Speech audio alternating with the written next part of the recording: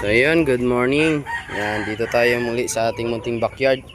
So nagbago pala yung sit up natin guys. Dati kasi dun nakalagay sa gilid ng pader. So pag umuulan is basa. So nilipat doon sa gilid. Yan, ito yung ating update sa ating munting manukan.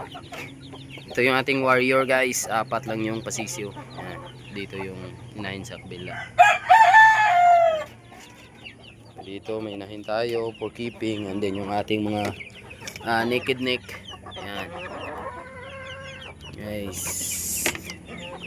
and then yan, tapos meron pa tayong mga ganoy lang. Yan, yung mga pasisyo pa tayo. Yan yung ating naked neck na dalawa dito muna kasi wala pa tayong breeding pen, and then yung mga iba is nasa labas lang. So yun guys, ipapasilip ko sa inyo yung aking bagong manok. Yan, meron na tayong higanting manok guys. So bali yan yung kanilang kulungan muna guys. So, yan. So dati kasi dyan sa gilid ng pader. So pasukin natin guys. Yan. Yan, pasok tayo guys. So kakatapos lang natin magpakain. May natira pa nga guys. So yan. So, yan. Dito yung patubig nila. Yan guys, oh.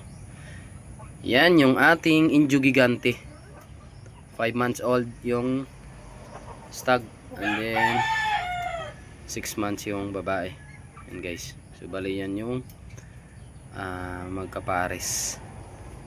Yan. Ang ganda ng kulay. Yan guys.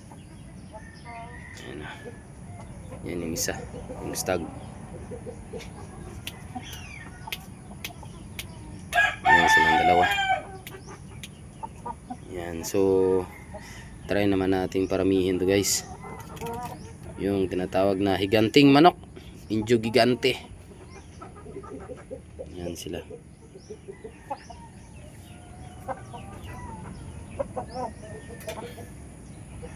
Yan, galing Iloilo. Yan yung babae.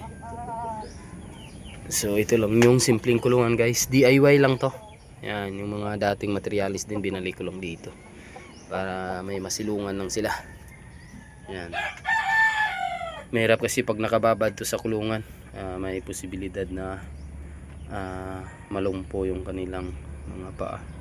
Kaya mas maganda dito, medyo malapad, kaya makapag-exercise sila. Yan. Maubos na nila yung damo guys. So, kunti na lang natira. Yan. So yun lang muna guys yung update dito sa ating munting backyard. So happy farming to everyone.